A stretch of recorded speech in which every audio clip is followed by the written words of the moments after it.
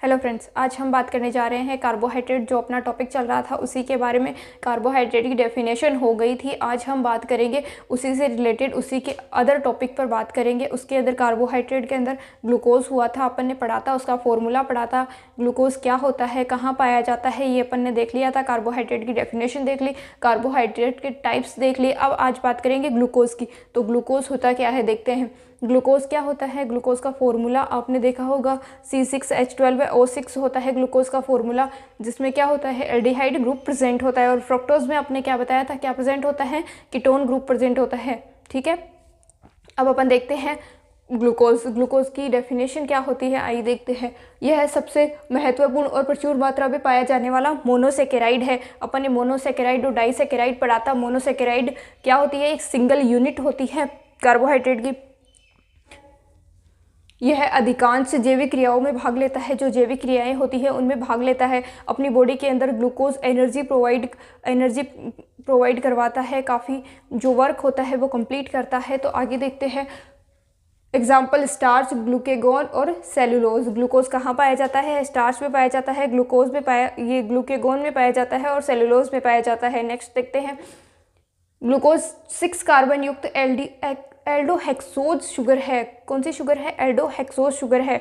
तो देखते तथा यह कुली चेन तथा रिंग स्ट्रक्चर दोनों में पाया जाता है। ग्लूकोज क्या होता है, एक चेन के रूप में भी बना सकते हैं और एक साइकिल के रूप में भी इसको बना सकते हैं। रिंग स्ट्रक्चर भी होती है। ग्लूकोज में डेक्सट्रोज कहा जाता है। ग्लूकोज का जो सेकंड नेम है, ये MCQ बन सकता है यहाँ से कि ग्लूकोज का सेकंड नेम क्या है। तो क्या बता सकते हैं, डेक्सट्रोज ग्लूकोज का सेकंड नेम है तथा यह नेचर में पाया जाता है। ये कहाँ पाया जाता है, नेचर में पाया जाता है। Reactions of glucose. अब ग्लूकोज की रिएक्शन देखते हैं। पहली रिएक्शन देते हैं कौन सी है, तो ग्लूकोज की रिएक्शन कौन सी है, reaction with Tollen reagent. Tollen reagent अपन ने कल बात की थी, कौन कौन से रिएजेंट से रिएक्शन करवाते हैं। एक तो टोलेन बताया था और एक कौन सा बताया था, फेलिंग सॉल्यूशन बताया था। ठीक है, तो देखते हैं फर्स्ट टोलेन रिएजेंट क्या होता है।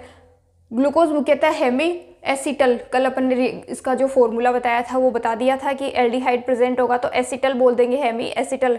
तो क्या होता है, ग्लूकोज मुख्यतः हेमी एसिटल के रूप में पाया जाता है, परंतु यह एल्डिहाइड ग्रुप की रिएक्शन देता है। हमने बताया था हेमी एसिटल जो होगा उसमें क्या होगा, एल्डिहाइड प्रेजेंट होगा और कीटल होगा, उसमें क्या हो जाएगा, कीटोन प्रेजेंट हो जाएगा। ग्लूकोज की क्रिया वीक अभिकर्मक से, जैसे वीक अभिकर्मक है ये टोलेन रिएजेंट, इसकी रिएक्शन करवाने पर क्या प्राप्त होता है, एक रजत दर्पण होता है। उसका फॉर्मूला क्या होता है, Ag2O फॉर्मूला प्राप्त होता है। तो इससे क्या प्राप्त होता है अपने को, रजत दर्पण। अब इससे क्वेश्चन भी आ सकता है कि कार्बोहाइड्रेट से प्राप्त होने वाला रजत दर्पण कौन सा है, तो Ag2O। मिरर दर्पण कौन सा है, तो क्या बता सकते हो, रजत दर्पण है। ठीक है, अब इसकी तथा ग्लूकोज स्वयं ग्लूकेगोनिक एसिड में ऑक्सीकृत हो जाता है। जब इसकी रिएक्शन हो जाती है तो ग्लूकोज किस में कन्वर्ट हो जाता है, ग्लूकेगोनिक एसिड में कन्वर्ट हो जाता है। नेक्स्ट देखते हैं इसकी जो अभिक्रिया है वो क्या है, ग्लूकोज की रिएक्शन करवाएंगे Ag2O से, तो क्या बन जाएगा, ग्लूकेगोनिक एसिड और Ag बाहर निकल जाएगा। ठीक है, नेक्स्ट फेलिंग सॉल्यूशन। ग्लूकोज की क्रिया फेलिंग सॉल्यूशन से करवाई जाती है तो Cu2O का जो रेड PPT है वो प्राप्त होता है। ठीक है, जब फेलिंग सॉल्यूशन की क्रिया करवाई जाती है ग्लूकोज से तो क्या हो जाता है, रेड PPT प्राप्त होता है। ठीक है, देखते हैं ग्लूकोज की क्रिया किससे करवा दी, CuO से करवा दी। ठीक है, इससे ग्लूकेगोनिक एसिड तथा Cu2 का रेड PPT प्राप्त हो जाएगा। इस प्रकार की रिएक्शन में जो कॉम्प्लेक्स का कलर है वो चेंज हो जाता है। और कौन सा कलर चेंज होता है, ब्लू, जो ब्लू कलर होता है उससे क्या हो जाता है, रेड कलर में चेंज हो जाता है। यहाँ से क्वेश्चन आ सकता है कि कौन से कॉम्प्लेक्स का कलर रेड से ब्लू हो जाता है, सॉरी ब्लू से रेड हो जाता है। तो आप बता सकते हो कौन सा सॉल्यूशन है, फेलिंग सॉल्यूशन।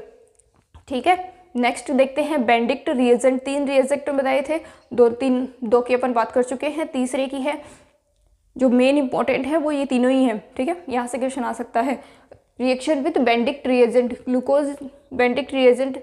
अब बेंडिक्ट रिएजेंट का फॉर्मूला पूछे तो ये होता है CuSO4 प्लस Na2CO3। ये क्या है, बेंडिक्ट रिएजेंट। 1 नंबर का क्वेश्चन आ सकता है यहाँ से कि क्या है, बेंडिक्ट रिएजेंट कौन सा होता है, उसका फॉर्मूला क्या होता है। तो आप क्या बताओगे, CuSO4 प्लस Na2CO3। ठीक है, तो इसकी रिएक्शन किससे करवाएंगे, Cu2O का रेड PPT प्राप्त होता है। जब इसकी रिएक्शन बेंडिक्ट रिएजेंट की रिएक्शन करवाते हैं ग्लूकोज के साथ तो क्या बनता है, देखो सारी रिएक्शंस वो होंगी ग्लूकोज के साथ होंगी, क्योंकि अपने टॉपिक पढ़ रहे हैं ग्लूकोज, ठीक है। तो बेंडिक्ट रिएजेंट है, ये तो एक सिर्फ रिएजेंट है जो रिएक्शन करवाएगा, तो क्या बनेगा, ग्लूकेगोनिक एसिड ही बनेगा। अब आप कहोगे सब में ग्लूकेगोनिक एसिड बन रहा है, क्योंकि ग्लूकेगोनिक ही एसिड बनाना है, अलग अलग टाइप से बनाना है और अलग अलग सॉल्यूशन से ये ग्लूकोज से ग्लूकेगोनिक एसिड बनाना है। इसमें जो बचेगा वो रेड पीपीटी बच जाएगा या फिर कुछ और रजत दर्पण बन जाएगा, तो अलग अलग प्रोडक्ट बनेगा, पर ग्लूकेगोनिक एसिड तो सेम, सब में सेम रहेगा, ठीक है। तो बेंडिक्ट रिएजेंट की रिएक्शन करवाएंगे तो ग्लूकेगोनिक एसिड प्लस CO2 का रेड पीपीटी प्राप्त हो जाएगा यहाँ भी, ठीक है। अब रिएक्शन विद ब्रोमाइन वाटर, अब ब्रोमाइन वाटर आपने देखा होगा लैब में, तो ब्रोमाइन वाटर की रिएक्शन अपन किससे करवाएंगे, ग्लूकोज के साथ करवाएंगे। इसकी ब्रोमाइन वाटर से करवाने पर ऑक्सीकृत होकर ग्लूकोनेगोनिक एसिड में ही देता है ये, जो फिर क्या बन जाता है, एसिड बन जाता है। क्यों, इसमें COH कार्बोक्सिलिक एसिड जो ग्रुप होता है वो जुड़ जाता है।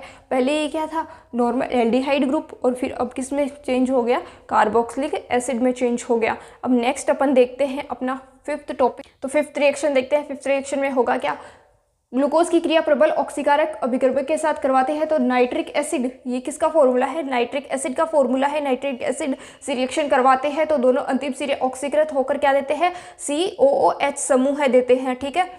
जब ये समूह देते हैं तब प्रोडक्ट क्या बन जाएगा, ग्लूकोनिक एसिड और सैक्रिक एसिड में कन्वर्ट हो जाएगा। अब जब फर्स्ट सिरा जो ऑक्सीकृत होगा, जब ऑक्सीकरण होता है तो दोनों सिरे साथ में ऑक्सीकृत थोड़ी ना होगा। पहले क्या होगा, पहला सिरा जब ऑक्सीकृत होगा तो क्या बन जाएगा, ग्लूकेगोनिक एसिड बन जाएगा, और जैसे ही दूसरा सिरा भी ऑक्सीकृत होकर क्या देगा, सैक्रिक एसिड में कन्वर्ट हो जाएगा, ठीक है। इसकी 2 स्टेप्स में ये होगा। फिर है रिएक्शन विद हाइड्रोजन साइनाइड से रिएक्शन करवाएंगे तो क्या बन जाएगा आपको, ग्लूकोज साइनोहाइड्रीन बन जाएगा, और साइनोहाइड्रीन से हाइड्रोलाइसिस करवाएंगे इसका तो फिर क्या बन जाएगा, हाइड्रोक्सी एसिड बन जाएगा। अब इसकी हाइड्रोजन आयोडाइड से फिर से रिएक्शन करवाएंगे तो क्या बन जाएगा, हेप्टेनोइक एसिड बन जाएगा।